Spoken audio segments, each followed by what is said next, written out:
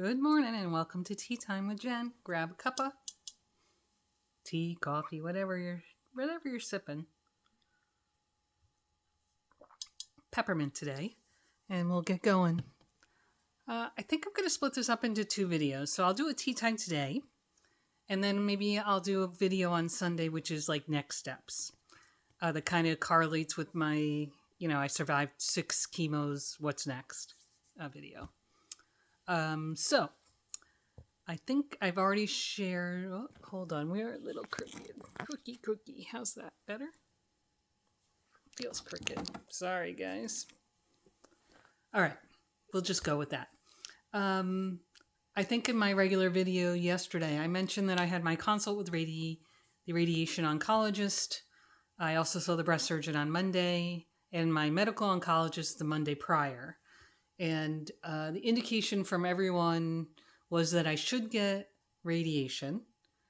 And then in my radiation consult, they shared with me, and again, I'll talk about all that on Sunday. They shared with me all the side effects and the risks and so forth and so on. But when I asked about the numbers, like if I get the radiation, what's the chance I get cancer again versus if I don't get the radiation, what's the chance I get cancer again?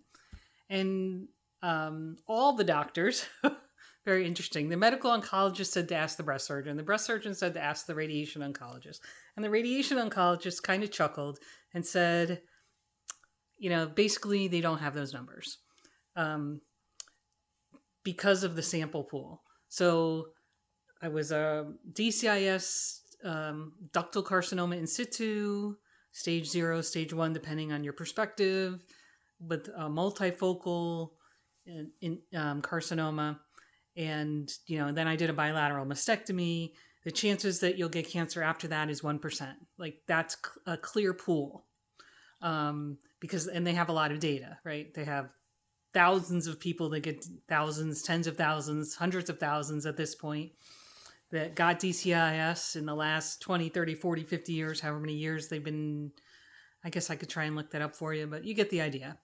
And then how many of those opt to have the surgery to remove both breasts and then get a recurrence? And the number is very low, 1% of all that whole sample pool. So they can provide that number. But then you come to those 1%, right? So that becomes a smaller number, who also are CHEK2 positive.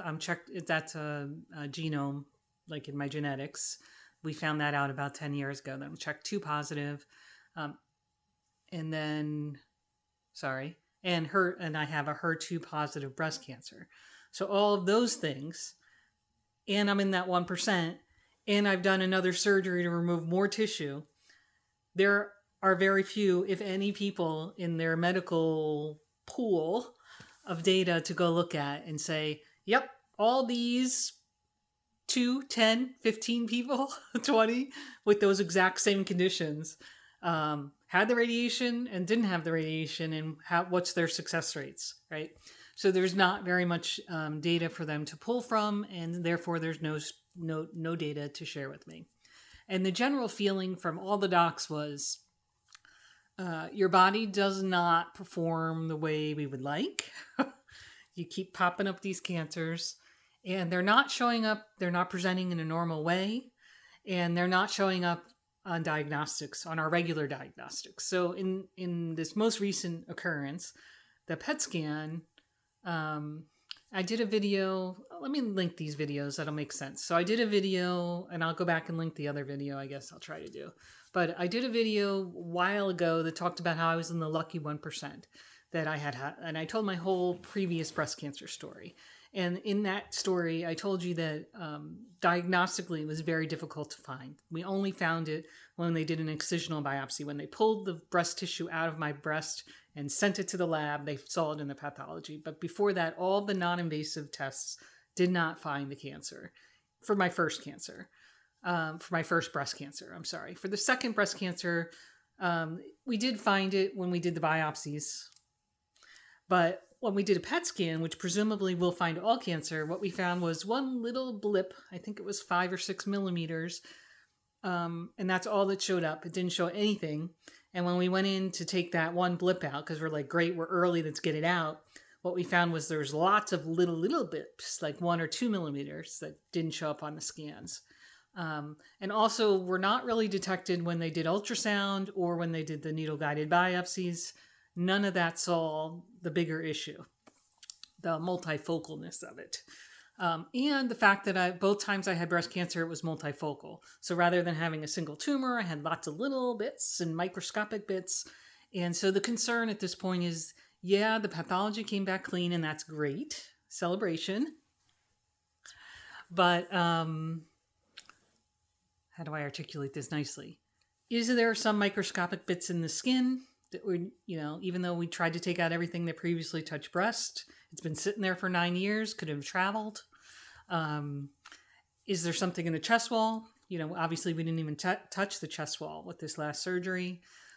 So those are the concerns that the doctors are expressing.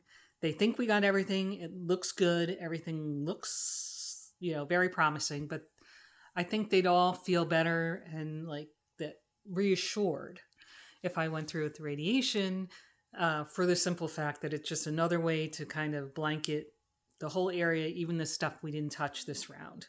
And the radiation oncologist kind of said, even though it was local, region, I think she called localized, like the new tumor showed up in the same spot or the same breast and area of the old tumor, which makes you think that that there was something microscopic left in the fat that supported the skin or whatever the thing is, or even in the chest wall, although it wasn't touching the chest wall. So we're not really sure about that. But her feeling was there wasn't enough breast tissue there really for it to be she would consider it a metastasis like through blood. And then the concern becomes, even though it wasn't in the lymph or anything else, where could it travel? And could it be, even though there was no tumors visible on visual inspection when they opened me, but also, through any of the diagnostics, is there still some microscopic stuff going on in the chest wall? And that's really the big concern, the skin in the chest wall. So even though we did take out quite a bit of skin for this surgery, there's still skin that was there for my whole life, essentially, and for the last 9 years where this most recent cancer was growing. And the concern is that the chemo didn't kill it all. There's still something microscopic there. So that is why, and also it is fairly common on a recurrence of breast cancer to do radiation at least once. If I got a third recurrence of breast cancer, I might not get radiation because they won't radiate the same area with the same type of radiation. So maybe it would be a different kind. So that is what I know right now. So back to the TeaTime and how do I feel about the whole thing? I think most of my angst and I'll call it despondency. I don't know if that word's too strong, but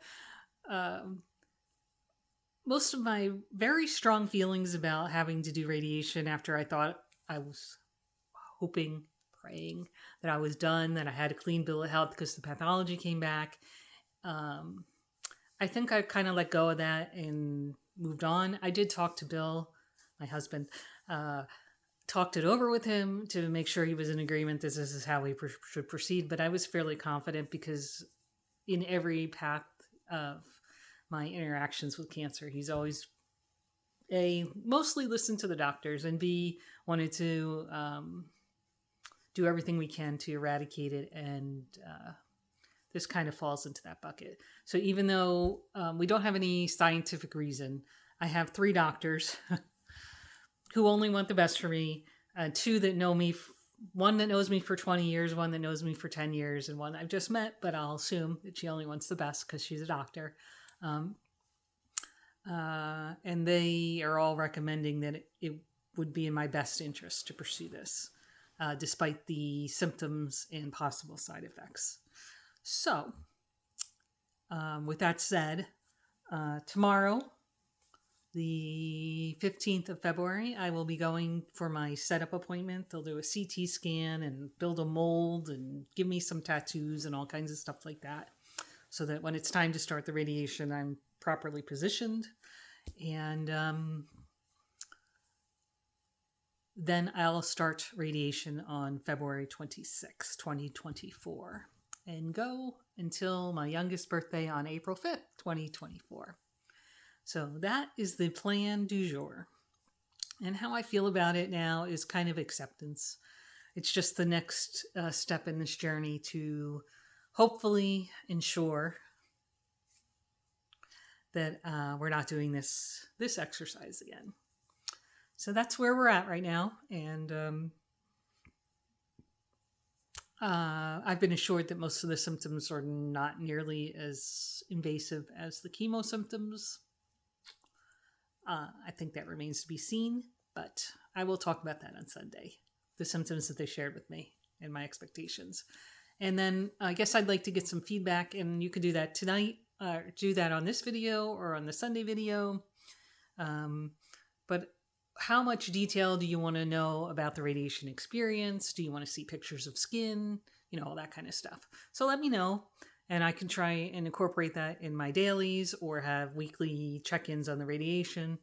So I don't, if you guys didn't follow, but that's going to be 6 weeks, Monday through Friday, every day of radiation. So I'll be happy to share the details if it would help anybody. So let me know. All right. Thank you so much for coming along today. Tomorrow's going to be a better day. Be well.